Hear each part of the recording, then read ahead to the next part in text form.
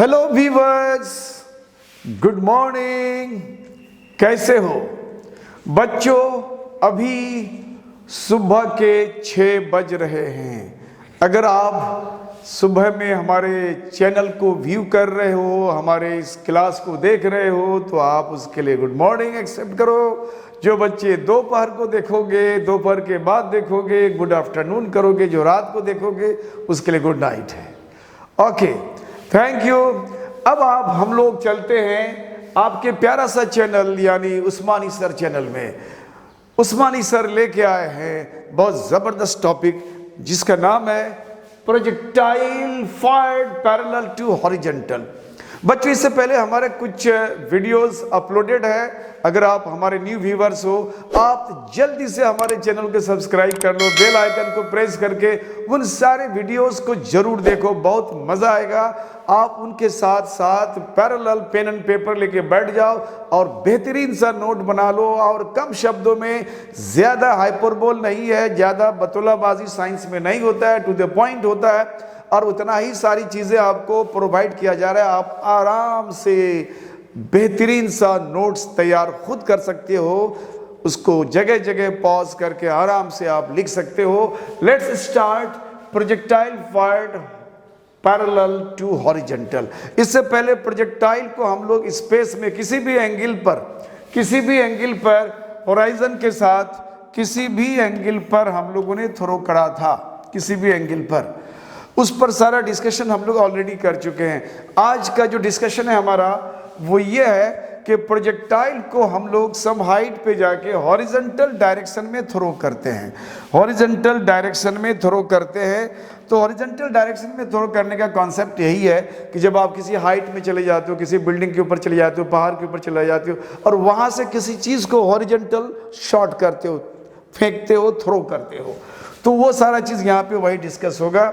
जैसे एक H height है, कोई लेवल है, उस लेवल से हम लोगों ने एच हाइट चला और एच हाइट चलने के बाद, यहाँ से एच हाइट चलने के बाद इतने हाइट से किसी चीज़ को हम लोग यहाँ से थ्रो करते हैं और ये थ्रो जो है हॉरिजॉन्टल डायरेक्शन में। ये स्पीड हमने यू से थ्रो करा और ग्राउंड लेवल से मान लिया उसकी हाइट कितना है, एच है, वहाँ से थ्रो करा और ग्राउंड लेवल पर कहीं जाकर के प्रोजेक्टाइल आकर के यहाँ पे गिरता है। तो इसमें हम लोग क्या क्या देखेंगे? तो यहाँ पे हम लोग देखेंगे जब इसको थ्रो करते हैं तो जिस रास्ते से वो चलता है उस रास्ते का नाम है ट्रेजेक्टरी। तो इस ट्रेजेक्टरी का इक्वेशन की बात करेंगे और चलते हुए में इस ट्रेजेक्टरी के अंदर जगह जगह कहीं पर भी उसका कुछ वेलोसिटी होगा, वेलोसिटी वैरी करेगा। तो किस जगह पर कहाँ पे क्या वेलोसिटी है उसके बारे में हम लोग डिस्कस करेंगे। और उसके बाद वो यहाँ से यहाँ तक पहुँचने में जितना टाइम लगता है उसको टाइम ऑफ फ्लाइट करते हैं, उसका डिस्कशन होगा।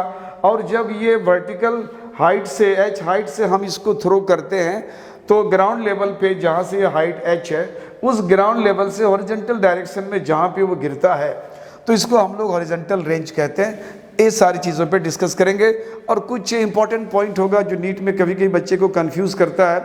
कभी कभी न्यूमेरिक्स वगैरह में वो क्वेश्चंस आ जाते हैं, तो उस तरह की चीज़ जब आती है तो बच्चे कंफ्यूज करता है कि हमने तो थ्योरी ये पढ़ा है और इस तरह के क्वेश्चन पूछ दिया गया। अब उस पर बच्चे अपना मंथन करने लगता है। तो उस छोटी छोटी बातों पर हम लोग भी डिस्कस करेंगे। आपका प्रोजेक्टाइल में जो भी डाउट्स है वो सारा चीज़ आज क्लियर होने वाला है। बहुत मस्त लेक्चर होने वाला है। आप इसको शुरू से देखें, अंत से शुरू से लेकर के शुरू से देखें और अंत तक नहीं छोड़ें जब तक कि फाइनल टच नहीं होता है, क्योंकि आपको बहुत ही ज़बरदस्त लास्ट में इंफॉर्मेटिव टिप्स दिया जाएगा। तो ये सारी चीज़ों को आप जरूर देखें। तो अब हमें इन सारे डेरिवेशंस में पहला डेरिवेशन हम लोग देख रहे हैं इक्वेशन ऑफ ट्रेजेक्टरी। यानी जब ये प्रोजेक्टाइल यहाँ से चलता है और यहाँ पे आके गिरता है तो इस रास्ते से होकर के जाता है, इस रास्ते को कहते हैं ट्रेजेक्टरी। इसका इक्वेशन क्या है, इसके इक्वेशन पर हम लोग डिस्कस करेंगे। तो इसके इक्वेशन पर डिस्कस करने के लिए हम लोगों ने मान लिया कि हमारा जो प्रोजेक्टाइल है जिसको हमने थ्रो करा u वेलोसिटी से, एंड आफ्टर सम टाइम, मान लिया कुछ समय के बाद वो प्रोजेक्टाइल हमारा कहाँ के पहुंचा है, मान लिया कि आफ्टर सम टाइम प्रोजेक्टाइल वो P पॉइंट पर पहुंचा यहाँ पे। अब वो P पॉइंट पर पहुंचा है, तो अब ये देखना है कि जहां से हमने थ्रो करा वो यहां आया, तो दो डिस्प्लेसमेंट वो कवर करता है प्रोजेक्टाइल। एक डिस्प्लेसमेंट तो वर्टिकली डाउनवर्ड कवर करता है और एक हॉरिजॉन्टल की तरफ कवर करता है। तो वर्टिकली जो डाउनवर्ड कवर करता है इसको हमने y कंसीडर करा, और हॉरिजॉन्टल डायरेक्शन में जो कवर करता है इसको हमने x कंसीडर करा। यानी t समय में, t टाइम में प्रोजेक्टाइल जो हमने थ्रो करा हॉरिजॉन्टल डायरेक्शन में, वो P पॉइंट पर पहुंचा और ये सारे डिस्टेंसेस कवर करा है, डिस्प्लेसमेंट वर्टिकल में और ये हॉरिजॉन्टल में। तो अब हम लोगों ने फिगर में दिखा दिया कि P पॉइंट पर जो आया उसको यहाँ से यहाँ तक आने में टाइम लगा यहाँ पे T। तो अब दो डायरेक्शन में वो अपना डिस्प्लेसमेंट कवर करता है, हॉरिजॉन्टल एंड वर्टिकल। तो बारी बारी से पहले दोनों का हम लोग देखेंगे, दोनों की तरफ उसका मोशन का क्या हाल है। तो लिखेंगे along horizontal direction, horizontal direction के ओर, हॉरिजॉन्टल डायरेक्शन 36 दिशा की ओर। तो हॉरिजॉन्टल में ये जो इक्वेशन ऑफ मोशन का डाटा है बच्चों, पहले उसको आप बैठा दो। यू से शुरू करते हैं, बेहतर होता है। यू हॉरिजॉन्टल की तरफ यू क्या है, तो हॉरिजॉन्टल की तरफ यू ही है। उसके बाद हम लोग एस की बात करते हैं, तो इस डायरेक्शन में वो कितना डिस्प्लेसमेंट कवर करा है, एक्स। एक्सीलरेशन की बात करते हैं, हॉरिजॉन्टल डायरेक्शन में कोई एक्सीलरेशन नहीं काम करता है, क्योंकि जब उसको थ्रो करते हो तो हॉरिजॉन्टल डायरेक्शन में कोई फोर्स काम नहीं करता। हाँ, जब वो नीचे की तरफ आ रहा है तो वर्टिकल डायरेक्शन में लगातार फोर्स काम करता है। एक्सीलरेशन ड्यू टू ग्रेविटी उस पर प्रोड्यूस होता है ग्रेविटेशनल फोर्स के कारण। तो यहाँ पे ये हो गया, टाइम t को हम लोगों ने t रखा है। अब यहाँ पे इक्वेशन ऑफ मोशन हम यूज़ करते हैं, तो अब डाटा के हिसाब से आपको तय करना है। आपके पास 3 इक्वेशन ऑफ मोशन होता है बच्चों, S U t plus half a t square. ये सब जानना चाहिए आपको कि हमें कौन यूज़ करना है। वी स्क्वायर इक्वल टू होता है यू स्क्वायर प्लस 2s और वी इक्वल टू होता है यू प्लस ए टी। तो ये सारे इन्फॉर्मेशन देखने के बाद हमें पता चलता है कि ये लेना मेरे लिए ज़्यादा फ़ायदेमंद है, क्योंकि जो डाटा हमने यहाँ पे रखा है उस डाटा के हिसाब से इक्वेशन ऑफ मोशन ये सेट कर पाएगा, यहाँ ये नहीं कर पाएगा, क्योंकि यहाँ पे v आ गया फाइनल वेलोसिटी, और इस ड्यूरेशन में हमने फाइनल वेलोसिटी की बात नहीं करा है, तो इसलिए ये और ये हमारा यूज़ नहीं हो रहा है। तो हम यहाँ यूज़ करेंगे equation of motion s equal to u t plus half a t square. s बोले तो x, u बोले तो u और t बोले तो t, प्लस हाफ a है 0 and t square, this becomes 0। तो यहाँ हो गया यू टी, यहाँ से t का वैल्यू निकाल लेते हैं, तो t का वैल्यू हो जाएगा x अपॉन u। तो ये एक x का वैल्यू हमें मिल गया। अब x के वैल्यू के बाद हमें वर्टिकल डायरेक्शन में देखना है, y की तरफ चलना है। तो वर्टिकल डायरेक्शन में चलने के लिए तो यहाँ पे हम लिख देते हैं, अब किधर चलना है बच्चों, अलॉन्ग वर्टिकल की तरफ चलना है। तो वर्टिकल डायरेक्शन की तरफ चलते हैं, तो इक्वेशन ऑफ मोशन का जो हमारा डेटा होता है उस डेटा को हम बैठा लेंगे। ए लिख देते हैं वर्टिकल डायरेक्शन में, सबसे पहले हम यू लिखते हैं, चलो ये लिख दिया तो कोई बात नहीं, ए लिख दिया तो ये यहाँ जी हो जाएगा, क्योंकि वर्टिकल डायरेक्शन में ये नीचे की तरफ आने की बात हो रही है, और नीचे की तरफ जो अर्थ का जो ग्रेविटेशनल फोर्स है या फोर्स ऑफ ग्रेविटी है, जब उसको नीचे की तरफ खींच रहा है, जब ये फोर्स लगता है न्यूटन के सेकंड लॉ के हिसाब से, जब भी किसी सिस्टम में, किसी बॉडी पे, किसी पार्टिकल पे आप फोर्स लगाते हो, एक्सटर्नल फोर्स बाहर से लगता है, तो ऑटोमेटिकली उस बॉडी के ऊपर में एक एक्सीलरेशन जनरेट होता है। तो जब उसको वर्टिकली डाउनवर्ड डायरेक्शन में हमारा अर्थ एक फोर्स लगाता है, फोर्स ऑफ ग्रेविटी, उस पर एक्सीलरेशन जनरेट होता है, जी हम लोग जानते हैं इसको। तो यहाँ पे उसी डायरेक्शन में हो रहा है जिस डायरेक्शन में जा रहा है, इसलिए यहाँ पे माइनस नहीं दिया जाता है। उसके बाद हम लिखते हैं u, तो u का वैल्यू यहाँ पे 0 होगा बच्चों। क्यों? क्योंकि हमने थ्रो किधर करा है, हॉरिजॉन्टल डायरेक्शन में। तो अब हमें देखना है कि इसका कंपोनेंट वर्टिकल डायरेक्शन में क्या होगा। तो इस u का वर्टिकल डायरेक्शन में कंपोनेंट होगा u cos, दोनों के बीच एंगल 90 डिग्री है, 90 डिग्री, एंड cos 90 0 हो जाता है। इसका मतलब है कि वर्टिकल डायरेक्शन में इस वेलोसिटी का कोई कंपोनेंट काम नहीं करता है। इट मीन्स कि वर्टिकल डायरेक्शन में जो वेलोसिटी है वो 0 है, और उसके बाद आता है हमारा टाइम, चूँकि हमने टाइम t तक पहुंचा है यहाँ पे तो टाइम t आ जाएगा। उसके बाद आता है s, डिस्प्लेसमेंट कवर कितना किया y। तो यहाँ भी हमारा जो डाटा, इस डाटा के हिसाब से हम इक्वेशन ऑफ मोशन का s equal to ut plus half at square ही लेंगे। तो s यहाँ पे y हो जाएगा, u बोले तो 0 और ये t है प्लस हाफ, a का मतलब g है और ये t स्क्वायर हो गया। अब ये y इक्वल टू हो गया हाफ जी टी स्क्वायर, और t का वैल्यू हम यहाँ से ले लेते हैं x अपॉन u का होल स्क्वायर। तो फाइनली ये y इक्वल टू हो गया 1/2 G x square upon u square.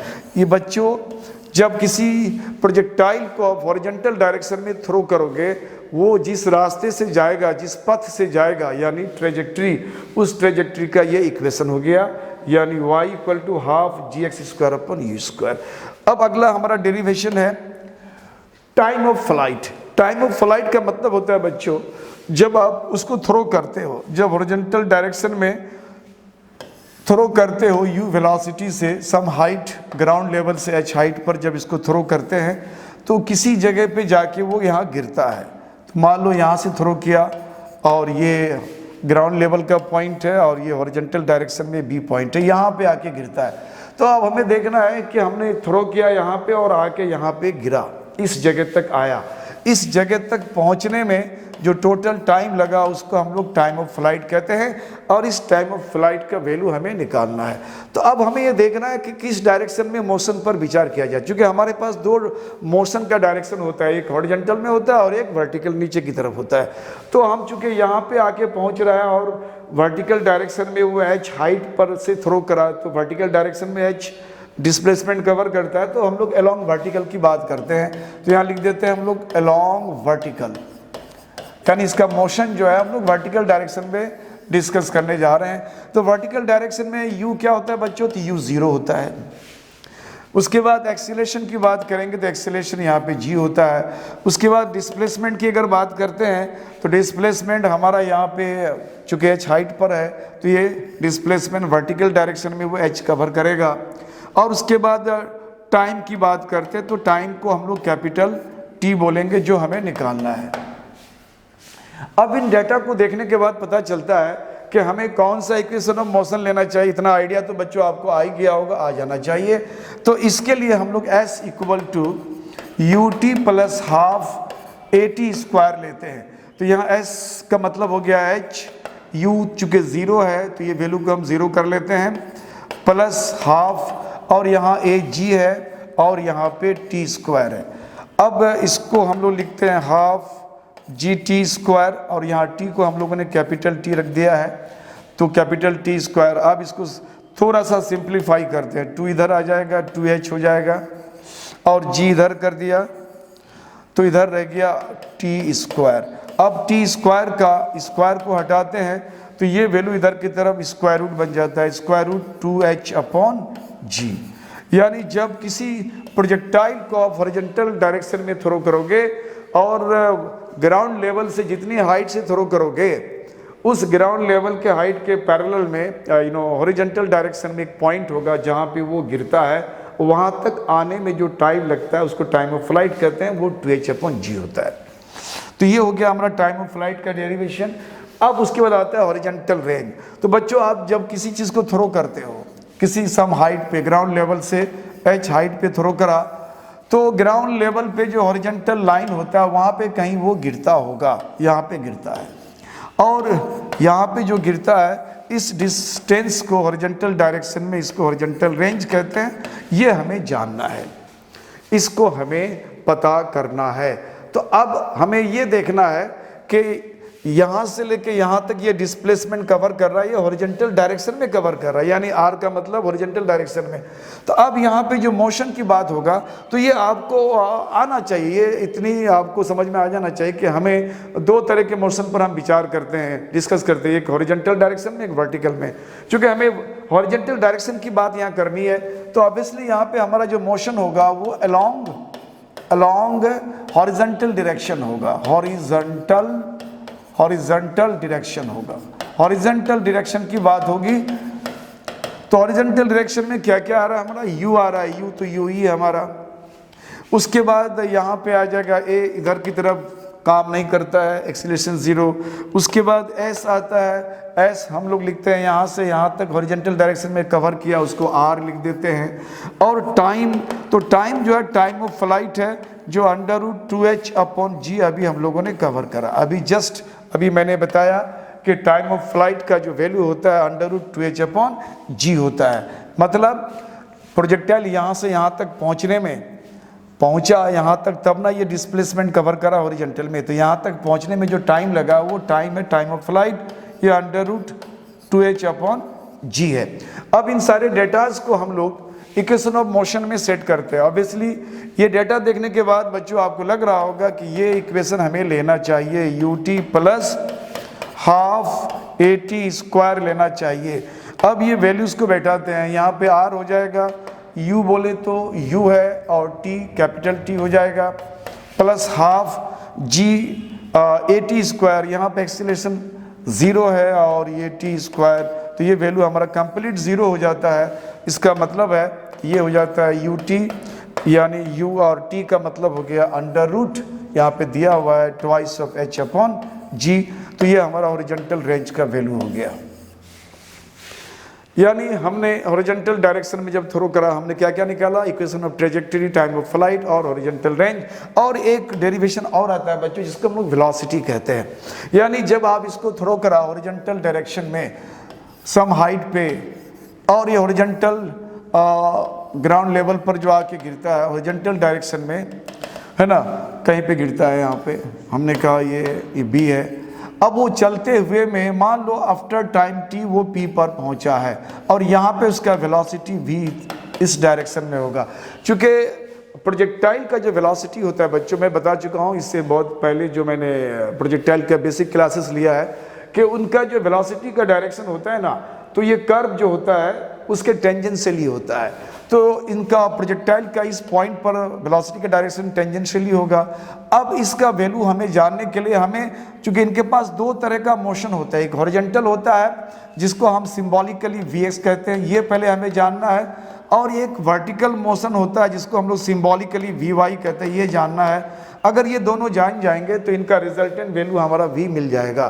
तो अब हमें जानना है कि हॉरिजॉन्टल डायरेक्शन में वेलोसिटी क्या होगा। तो जब भी हम किसी प्रोजेक्टाइल को थ्रो करते हैं जिस वेलोसिटी से, तो हॉरिजॉन्टल डायरेक्शन में उसका जो वेलोसिटी मिलता है वो वेलोसिटी पूरे ट्रेजेक्टरी में कांस्टेंट होता है। जैसे हमने बता रखा था पहले कि अगर हमने इसको u वेलोसिटी से स्पेस में हॉरिजॉन्टल के साथ थीटा एंगल पे थ्रो करते हैं तो इसका एक कंपोनेंट रिजॉल्व करते हैं। रेजोल्यूशन ऑफ वेक्टर आपको पढ़ा होगा, आपने पढ़ा होगा, मेरा कुछ लास्ट वीडियोस आपने अगर देखा होगा तो वहाँ पे रेजोल्यूशन ऑफ वेक्टर में चले जाओगे, वहाँ पे ये क्लास आपको मिल जाएगा।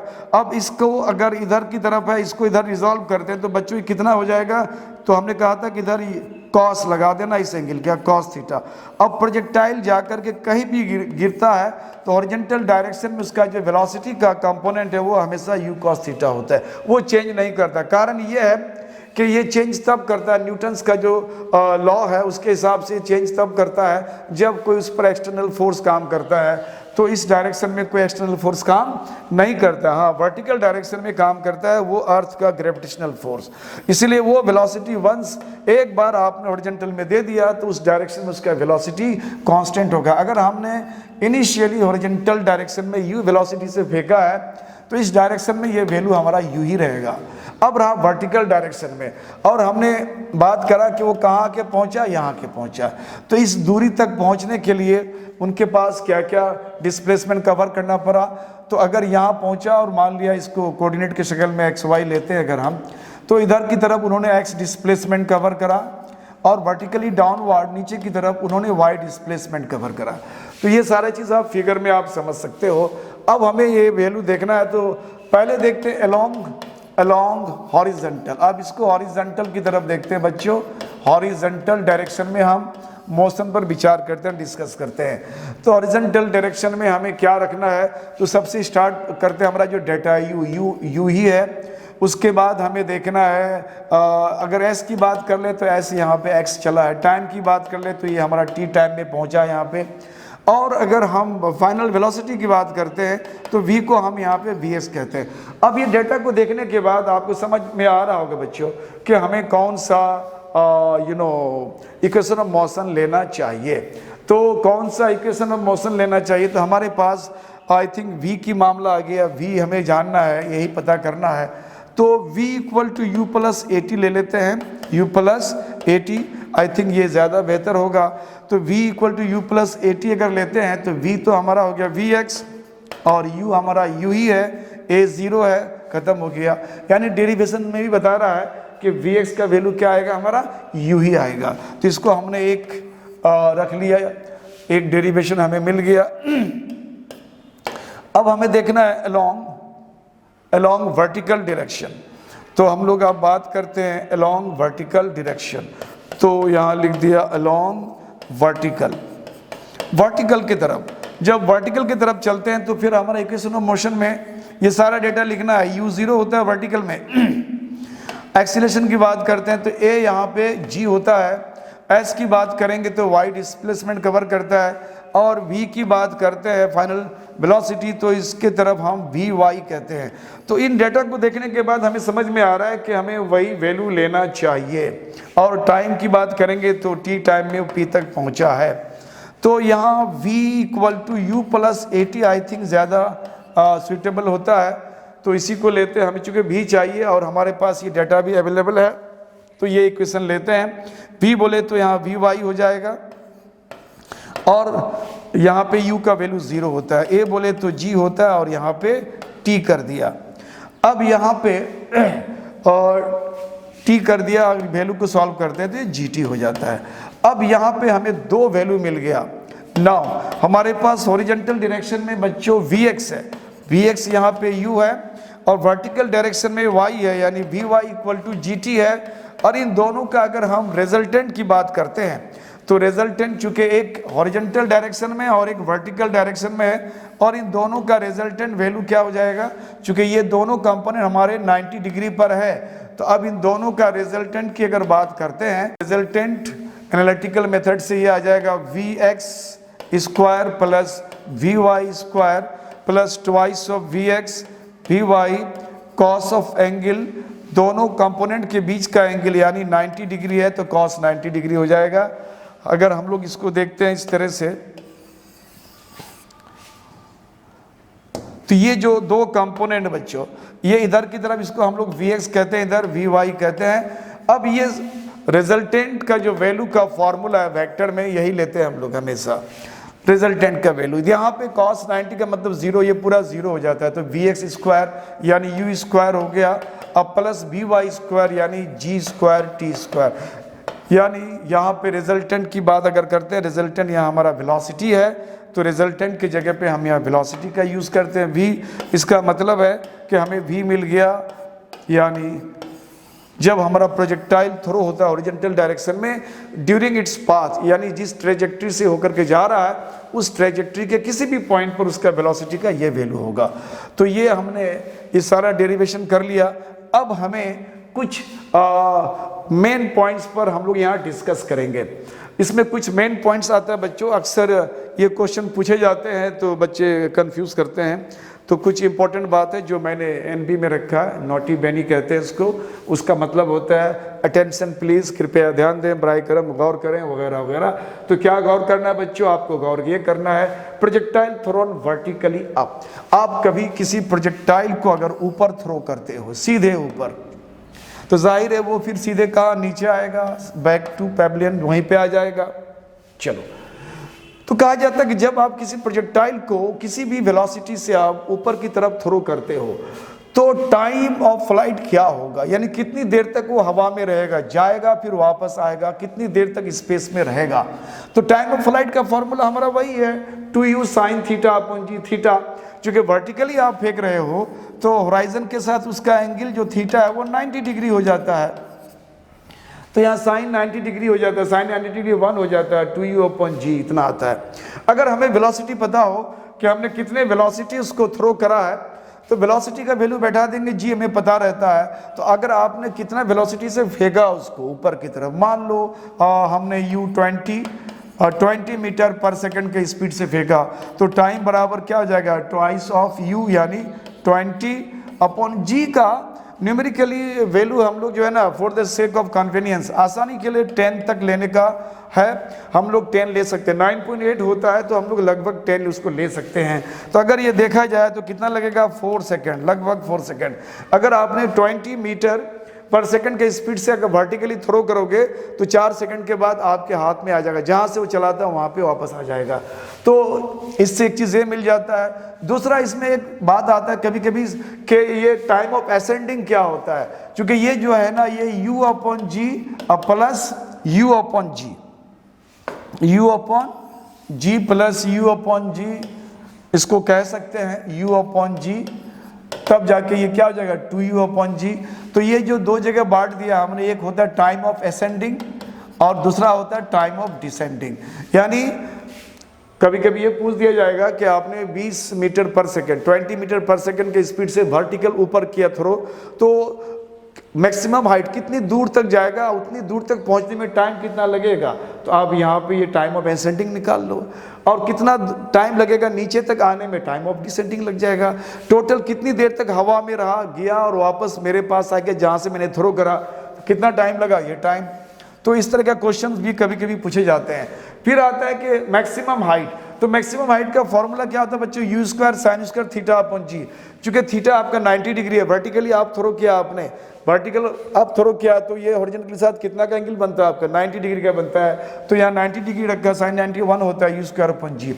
यानी आप किसी चीज़ को थ्रो कर रहे हो, कितने वेलोसिटी से कर रहे हो पता है आपको, अब थ्रो करके छोड़ दो और आप कहा जाएगा कि कितनी ऊंचाई तक जाएगा, तो हमें डायरेक्ट u का वैल्यू यहाँ सेट कर देंगे अपॉन g, हम बता सकते हैं कि इतनी हाइट तक वो राइज करेगा। अब आता है horizontal range, u² sin 2θ/g होता है, u² sin 2θ, थीटा चूंकि 90 डिग्री है अपॉन g, 92 जा 180 हो जाएगा, और sin 180 बच्चों 0 होता है, यानी ये पूरा वैल्यू 0, हॉरिजॉन्टल रेंज 0 हो गया। क्यों ना होगा, अगर आपने उसको थ्रो किया वर्टिकली आप, तो वो चीज़ नीचे यहीं पे गिरता है, इधर कहीं गिरने वाला नहीं है, क्योंकि इधर कहीं गिरता तभी जाके हॉरिजॉन्टल रेंज होता, क्योंकि जहां आपने थ्रो करा वहीं पे गिरा। यानी इससे ये भी समझ में आता है कि जब किसी प्रोजेक्टाइल को वर्टिकली आप थ्रो करेंगे, वो जहां से थ्रो करोगे वहीं पे आ जाएगा, यानी हॉरिजॉन्टल रेंज यहाँ पे 0 हो जाएगा। ये पहला इंपॉर्टेंट पॉइंट है बच्चों। उसके बाद है हमारा दूसरा point, when projectile is eight highest point of the trajectory. तो बच्चों देखो यहाँ हम नॉर्मली ये देखते हैं, जब हमने प्रोजेक्टाइल को इधर थ्रो करा, वो ऐसे होते हुए यहाँ आके गिरा, ये उसका हाईएस्ट पॉइंट है, मैक्सिमम हाइट।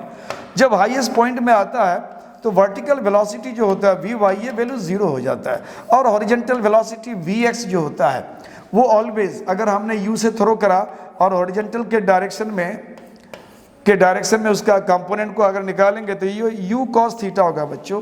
तो Vx यहाँ u cos थीटा होगा, u cos थीटा। अब वो प्रोजेक्टाइल यहाँ रहे तो यहाँ भी u cos थीटा, यहाँ भी ये वैल्यू जो है हॉरिजॉन्टल डायरेक्शन का वेलोसिटी वो चेंज नहीं होता है। इसका मतलब है ये वैल्यू ना चेंज होगा ना ये कांस्टेंट होगा, क्या कहता है वो घटने वाला है ना बढ़ने वाला है, कभी भी चेंज नहीं होगा, यानी ये वैल्यू ऑलवेज कांस्टेंट यही रहेगा थ्रू आउट इट्स ट्रेजेक्टरी। पूरे ट्रेजेक्टरी में यहाँ से रिलीज होने के बाद गिरने से पहले तक हॉरिजॉन्टल डायरेक्शन में उसका वेलोसिटी ये कांस्टेंट रहेगा, चेंज नहीं होगा।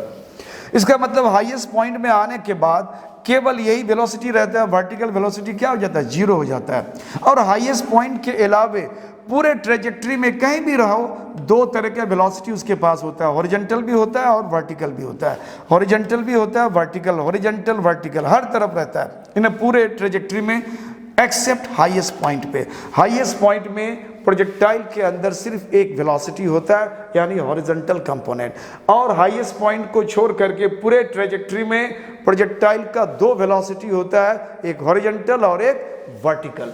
तो पहला पॉइंट है कि it possesses only horizontal velocity, उसके पास केवल एक वेलोसिटी होता है, यानी हॉरिजॉन्टल वेलोसिटी।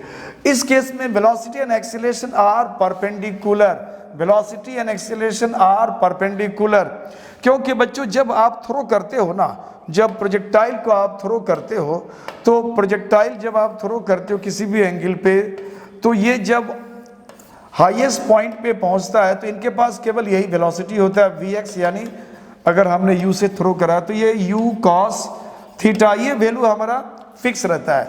अब ये तो ऊपर रहा ही नहीं, ये वेलोसिटी तो vy तो हमारा 0 हो गया।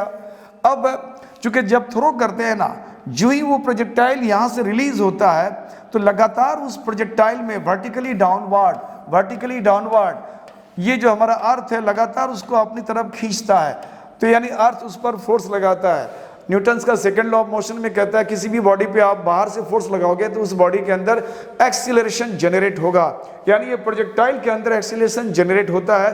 और अर्थ का फोर्स जब लगता है तो अर्थ के फोर्स के कारण जो वेलोसिटी एक्सीलरेशन जनरेट होता है उसको हम लोग जी कहते हैं।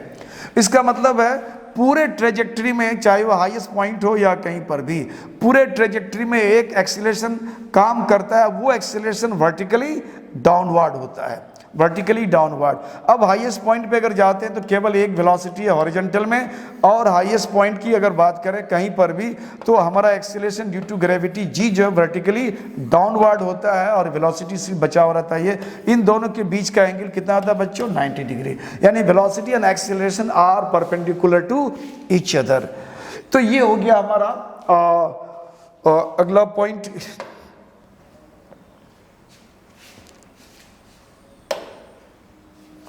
तो ये एनबी में ये हमारा 2 पॉइंट तक आया, इसका एक एनबी और एक पॉइंट है।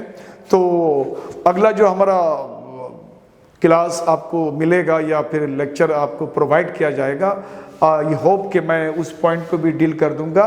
तो अभी हमारा इतना ही पॉइंट तक हम इसको यहाँ पे क्लोज करते हैं। तो आप इस तरह से हमारे साथ बने रहें, हमारे चैनल को आप सब्सक्राइब करके, अगर आप न्यू व्यूअर्स हो जरूर कर लें, क्योंकि आप इसमें जितना भी इंफॉर्मेशन मिलेगा बच्चों काफ़ी महत्वपूर्ण है और आपके लिए बहुत ज़्यादा कारगर है। बहुत सारी बातें आपको इधर उधर नहीं मिलने वाला, इस चैनल में आपको सारी बातें मिलने वाला है और हर एक डाउट्स आपको क्लियर करना होने वाला है। क्योंकि आप अगर पेन एंड पेपर के साथ बैठते हो तो ये सारी चीज़ें मैं बता रहा हूँ, इसको आप आराम से पॉज करके उसको आप आराम से लिख भी सकते हो। तो ये आपको बहुत बेनिफिशियल है, प्रॉफिटेबल है। आप इसके साथ बने रहें, हमारे साथ बने रहें, हमारे चैनल को इस तरह से व्यू करते हैं उसके लिए वेरी वेरी थैंक्स।